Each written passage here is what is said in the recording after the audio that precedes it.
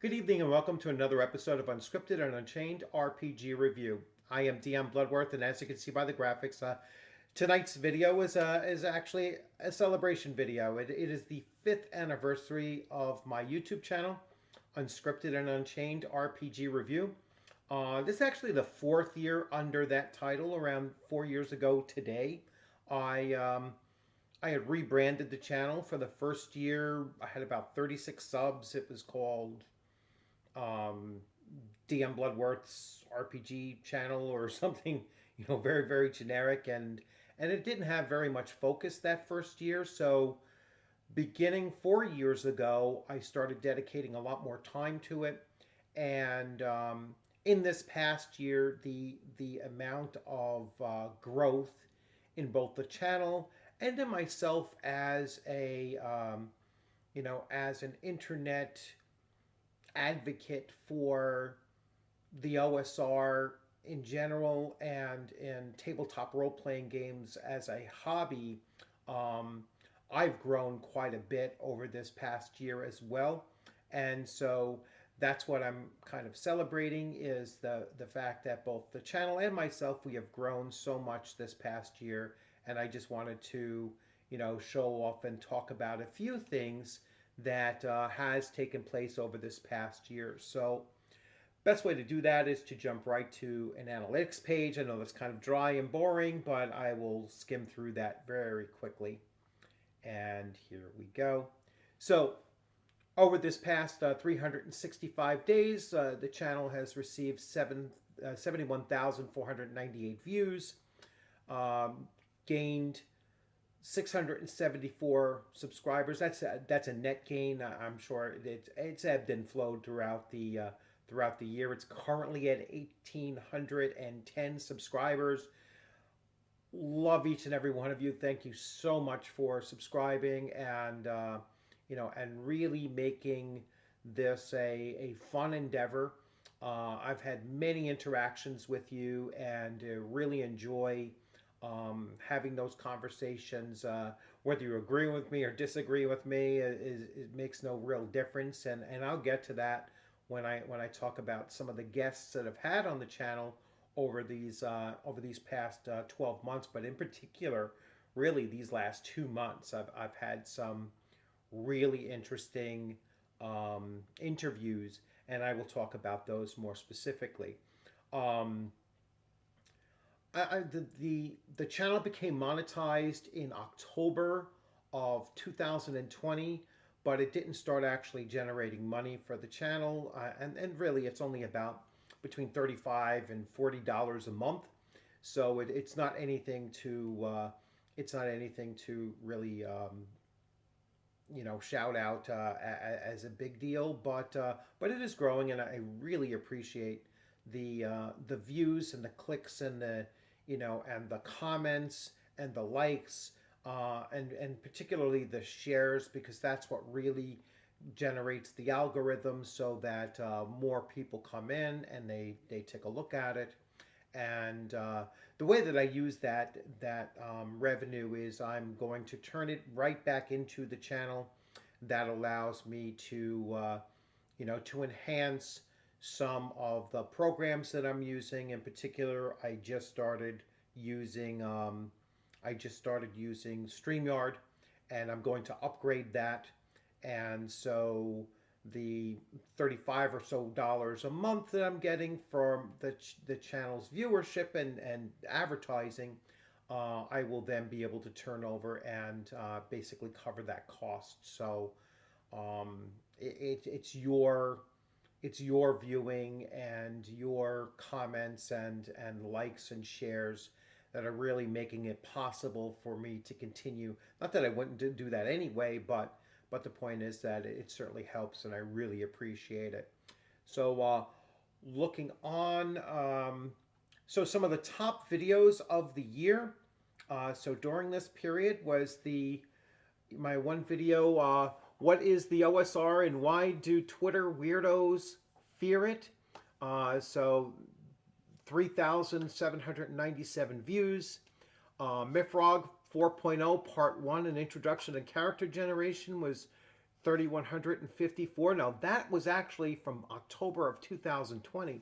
So not all of these are videos from 2021, but they're still the most viewed. So it kind of shows that that some of my back catalog still has quite a bit of longevity. And you're going to see a lot of old school stuff here, which is really exciting.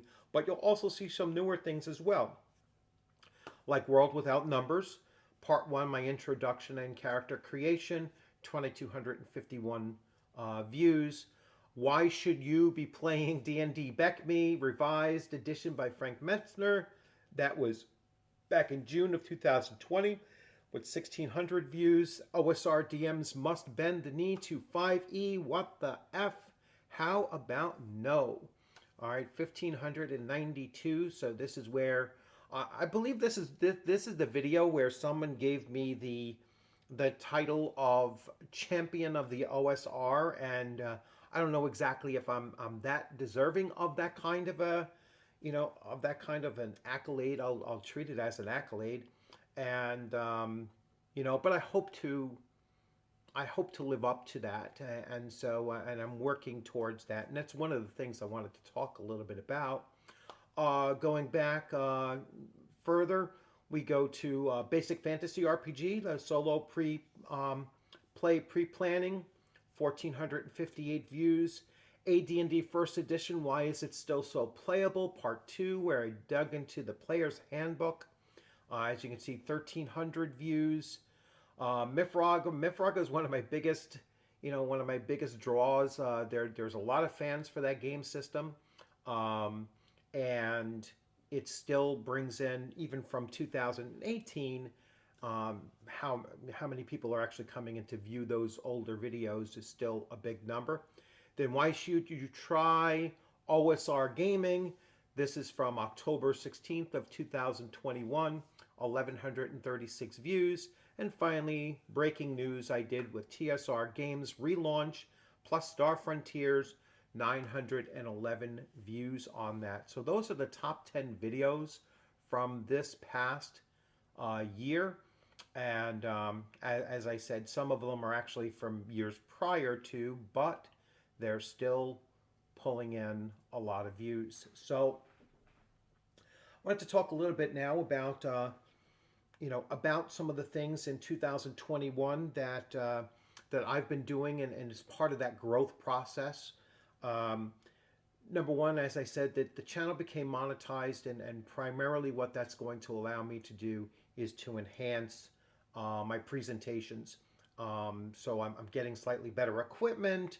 I'm going to take some of that money and put that towards my live streaming and go with a premium live stream. That way I can put a little bit more bells and whistles to it. I was really happy to hear my live stream last night with RPG Pundit, which I will talk about. One of the comments in there was that, they really do enjoy my live streams. And so I think I owe it to my viewers and my subscribers that, I just package it up a little bit better and give you better presentations. So that's what I'm hoping to do with that as well. Continuing on, so during the 2021 year, I started making appearances on Legion of Myth. Legion of Myth is a great friend of this channel, and I really enjoy going on there. It's initially a Twitch show, but it actually rebroadcasts on Facebook as not Facebook. I'm sorry, on YouTube as well, and. It's just great to appear on their show, whether it's to fill in, if Heathen Dog, is out, or if Max is out, it usually doesn't run. But I did sit in one time for Heathen Dog, and Max is usually there. But the two of them, just great guys. Really enjoy talking to them and sitting in on their streams and sometimes making appearances on it. So that began this past year, and really enjoyed doing that. I also started co-hosting Unscripted Evil. That's with Vincent, the Evil DM, and along with the Jeff. And we have a Friday night show that we do. We've been taking off the last 3 weeks or so because of the holidays, and we'll be picking that up next week on Friday. At least I'm hoping so. And we'll pick it up where we left off and continue just talking about the tabletop RPG hobby and various things going on in there. Um, OSR, Advocate and Champion. So let me talk a little bit about this. And this goes more so to my personal growth during this past year. I started trying to break down what the OSR really meant to me. And as I started doing that, I started thinking about ways to make the OSR more appealing to the modern gamer and how to bring more modern gamers to OSR. And the first thing I wanted to do was to define what the OSR means. Because there's several different definitions or several different labels for what OSR stands for, and I just wanted to categorize them and as a better explanation of what they meant. So I think many people have heard old school Renaissance, all right, and a Renaissance means a rebirth. So that's when you take a more modern take to an older game system and you tweak it a little bit. Maybe you have to add a certain amount of new material to it in order for it to fit through the OGL. But it is still, at its core, an old school game, and so that's what old school Renaissance means. It means a rebirth of an older game. All right, so you see that a lot with retro clones and such. Then there is old school revival, and I consider myself a revivalist in that it's going back to playing the old editions of games. And it's not just Dungeons and Dragons, it's any older edition. Like I made it a point to get a hold of Call of Cthulhu 3rd edition because that was the edition that I played. I made it a point to get Twilight 2000, the 1st edition, because that's the edition that I played. I play original, well, there was only one edition of Star Frontiers, but just playing those old games, or running Gangbusters, just running those older games as part of a revival, bringing them back, bringing modern players to the older editions of the games is something that I am a big advocate for because, to be quite honest, I think those games are still relevant today. They're still, in many cases, I consider them to be evergreen. In other words, you didn't really have to go to a new edition. You could still be playing them, and I'm certainly in that camp as well. So I really consider myself to be an old school revivalist. I believe in playing the first editions, in particular the editions that I played first. And then you have old school role playing. So old school role playing is playing the games the way that they used to be played. So with the essence and the focus and the general gameplay that we did back in the 70s and the 80s. So this means that the gameplay is much more tactical, if you want to say so, a little bit more akin to tabletop wargaming, more dungeon crawls, more DM or GM focused as far as control over the rules in which and how they are presented to the players and such. So it's just a much more traditional mindset that you come to the gaming table with, and so to me that's what old school role playing stands for, and I'm certainly in that camp as well. Although there are some modern innovations to gaming that I certainly incorporate into that, but for the most part, I found that those modern ideas we used to do back in the day, we just didn't have a name for them. And that's all that, that's really done is it's put a name to something that in many cases we were already doing. So, So in order to advocate for the OSR, I felt that it was important for me to, to explain what my working definitions are of the OSR. That way, if I'm presenting it to, potential players in the OSR or potential game masters in the OSR, that they'd kind of understand where, I'm coming from when I talk about it.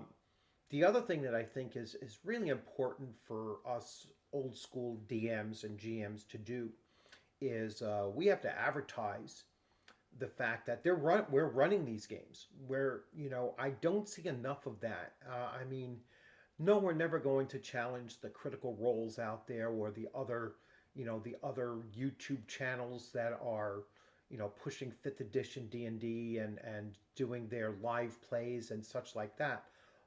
But what we can do is just make ourselves much more out there in the public view. Hey, I'm running Advanced Dungeons and Dragons First Edition, and here it is on my YouTube channel, and here it is in the Facebook, where I'm advertising, looking for players, or here's a game that I'm running if you want to pop in and listen to it. Here's my Discord channel, and you're welcome to sit in and listen in on the gameplay, or if you want to take a seat, we're doing a one shot using this older system. That's something that I think that we OSR GMs and dungeon masters need to do much more often, and it's certainly something that I've been doing the last 24 weeks, advertising the game that I'm currently running, the campaign that I'm currently running, and talking about that on a weekly basis. And I think there needs to be a lot more of that being done. Let's see, continuing on. As far as my advocacy goes, a couple of months ago, as is usual, every couple of months, the idea of safety tools comes up in the tabletop role-playing hobby. And to be honest with you, I started thinking, how can I approach that from an OSR perspective? And so I wrote the OSR tabletop safety tools, and it was initially tongue in cheek, and for some reason my screen just went blank. Sorry, that's never happened before. It initially, wow, that was very strange. My monitor just went into like a sleep mode. Initially, it was started to become tongue in cheek as I was writing it, and then I decided, you know what, I want to take this more seriously. I want to take this less in a less mocking tone, and talk about what the safety tools looked like when I was sitting in on games or running games back in the early 1980s, through the late 1980s, and so I called those the safety tools, even though we didn't use that nomenclature to it. We just did it, and that's what our tables look like, at least in my experience and in the tables that I played at. That's how games ran back then, at least in my experience. And so I wrote this up. I put it on Drive Through RPG. I made it pay as you wish, but suggested price was $0. It got picked up by well over 350. And when I asked Drive Through, because I thought once I crossed over a certain threshold, it would be like a silver seller, and they said, well, you have to charge at least 20 cents in order for it to get that label. But it certainly sold over enough to actually hit that threshold. So I consider it my very first silver seller on there, even though I decided not to charge for it. And I still wouldn't modify it. I still want to make it free for you to take a look at. So yeah, you can always link into Drive Through RPG from this and just look it up, OSR safety tools, and you will find that document there free for you to download it and take a look at. So that was another part of my advocacy for this past year, and really pushing the OSR. Moving on, some of the other things. So I had two major debates or interviews during this past 2 months, actually.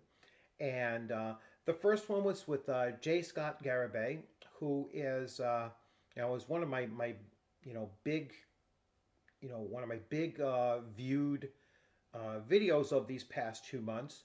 And he is a staunch advocate for fifth edition and only fifth edition. So kind of diametrically opposed to my view of what is Dungeons and Dragons and what is the future of Dungeons and Dragons and or what is the future of the hobby. And we both went back and forth and really didn't convince each other of anything other than the fact that we both love Dungeons and Dragons, but just different editions, or just had a different view of where the hobby in general and the franchise in general should be moving to.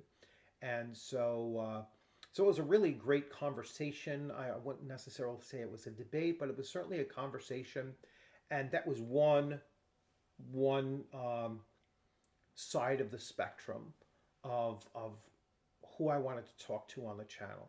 And then just last night, I had the RPG Bundit on the channel, and we spoke for about 2 hours and talked about his latest game and the OSR in general and where he saw it going. I also spoke a little bit about where I kind of see the hobby going as well, and he would be on the other side of the spectrum as far as being a very prolific publisher of OSR materials, probably one of the most prolific, if not the most prolific, producer of OSR, products and content, and an important voice in the OSR. And so I kind of hit both sides of the spectrum, and that's kind of like what I'd like to bring to the channel moving forward, is to bring more of those OSR voices onto the channel so that they too have the opportunity to talk about, well, this is what the OSR means for me. This is why modern players should be looking at the OSR, and just bring more people in, whether they're converts from, fifth edition, or Paizo second edition, or Pathfinder, I should say, second edition, or just people brand new coming into the hobby and saying, well, what game should I really look to come to? And that can't always be the answer. Is well, you go with the biggest ones, you go with the most popular, because that just because it's the most popular doesn't mean it's the best. And I certainly don't consider either of those two systems the best to introduce new players to. I believe in using a much more simpler system to do that, and so that's where the OSR can kind of fill in that niche. And I think once players come over to the OSR, for the most part, they're going to stay, because there's much more variety there as well. So yeah, I'll get off my soapbox of pushing the OSR and continue. So the games that I've been running, as I previously mentioned, I am currently running. We're going into our 25th week, including the 2 session 0 weeks that we had, going into our 25th week of my AD&D First Edition Greyhawk campaign. It's an incredible campaign. I'm really enjoying it. The players are really enjoying it, and I can see it going on for a very, very long time. Certainly months, probably years, or at least hopefully years. We will continue going on, and it's my best example of a game system that is evergreen. In other words, you can still play it today just as much as I played it back from 1979 through 1987 or 88 or so. And it's a system that new players once they've been brought to it and they start experiencing it. Um, yes, in many ways it's more challenging, but it's also much more rewarding. I think, and I've lost only one player of probably 30 that I've introduced it to saying, I'm going to go back to 5e because that's where, I really enjoy that kind of gameplay in comparison. So it's evergreen and it's still relevant. It's still relevant if you want to get a truer taste, in my opinion, of what Dungeons and Dragons can be. Now, I know some people argue second edition is better than first or whatever, and maybe I'm just being, biased and nostalgic because, AD&D 1E was my game of choice for fantasy role playing in the 1980s, and so that's that. I mean, we'll always dispute over, editions, and I don't want to really get into an editions war about it. Everyone's going to have their favorite. Moving forward, looking at 2022. So I will be doing more live streams, and as I said, I'm going to be updating my streaming service to add a little bit more bells and whistles and just make it a little bit more presentable because you deserve to see a presentation that is that's reflective of the support that you've been giving the channel. It also allows me to stream it to different locations, at the same time, so different services as well. And I want to bring in more interviews onto my live streams, especially OSR luminaries. So that means, people who uh, cut their teeth on older editions and worked for the older gaming companies, whether it be TSR or Palladium or any of those, really old school Chaosium from back in the day, as well as people who are writing for the OSR today and producing new games that are putting a modern twist to the older game systems. So OSR, as far as the Renaissance writers and creators are concerned as well. So that's one thing that I'm looking forward to doing. Um, I am going to be interviewed on Rolling Bones on January 3rd, and there goes my thing again. I don't understand why all of a sudden it's doing this. I guess I have to move my mouse around a little bit because it keeps on going into a screen save mode. I got to figure out how to turn that off.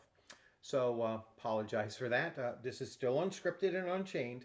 So yeah, so I'm being interviewed for the first time. At least what I consider to be an interview as an interviewee, and so that's going to be a really fun experience. I'm I'm certainly flattered and kind of a little bit perplexed because I wouldn't expect that I'm going to be the focus of an interview. So I'm much more humble than that. But it's going to be a great fun, I hope, and I expect it to be, and looking forward to it.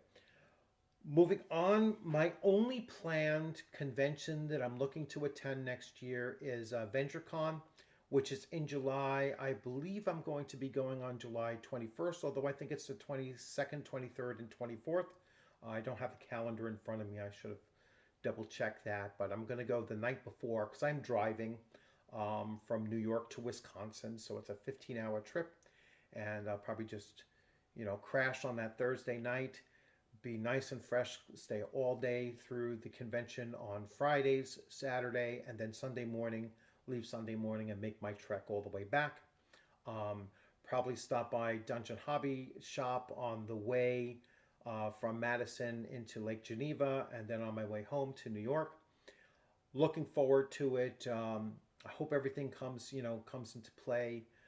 By January, I'll know my schedule a little bit better, and if so, I am planning on attending, planning on running some kind of a game system. I guarantee you it's going to be OSR, and just not quite sure which game or how many games I'm going to look to run while I'm there. So I'm looking forward to that as well. Also, 2022, I think it's inevitable. My channel is going to hit 2,000 subscribers. Could be very soon, could be, a couple months down the road. And I will do a free giveaway once it does hit 2,000. I will probably give away a few things. I have a couple of duplicate items in my collection here, or a couple of print-on-demand copies that I got, and then I managed to get the originals. And so I'll be parting with some of those as well. Rather than selling them on eBay, I'd rather give them away to subscribers, especially when the channel hits those benchmarks. And so I have a few items that I'm looking to, give away once that hits. And like I said, that could come. I'm at 1,810 now, so it's only 190 away.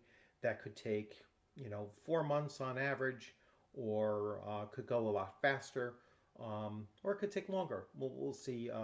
I certainly think by April, May, or June it'll hit around that mark, and that's when I'll be looking to give away those items. And I'll probably have about 5 or 6 items to give away that I can already tell is on my tray over there, ready to shift off and move along.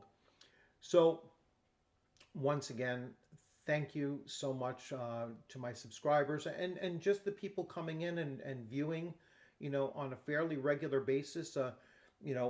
It's great if you do subscribe and you hit the alerts so that you'll get new content as soon as I put it up, or as I'm going to be doing much more live streams and figured out finally how to give advance notice for that. You'll get advance notice for the live streams I have coming up. I may actually do a live stream tomorrow afternoon, and I'll be creating that, that notification this evening. So thank you for supporting the channel. Thank you for leaving your comments and your, thumbs up. Thank you for leaving your suggestions, even if they're constructive criticism. It's always welcome. It's been a great 2021. And I hope you were all safe and you all had a great time playing in this hobby. That's another thing. I'm going to spend a little bit more time with some computer RPGs, because now I have an Alienware A12 gaming computer that's 100 times faster than my older computer, and so I think I'll be running some Skyrim for the channel, so that you can take a look at Skyrim. And I'm seeing Skyrim probably for the first time in its highest quality of imagery, and really looking forward to that as well. So again, thanks for joining the channel. Subscribe if you haven't subscribed. Give it a thumbs up if you like this video, and questions and comments. Share is always very, very helpful for getting the word out that this channel exists, and some of the things that I've been covering over this past year for certain, and some of the things that I have coming up in the future. So again, enjoy the rest of your evening. Take care.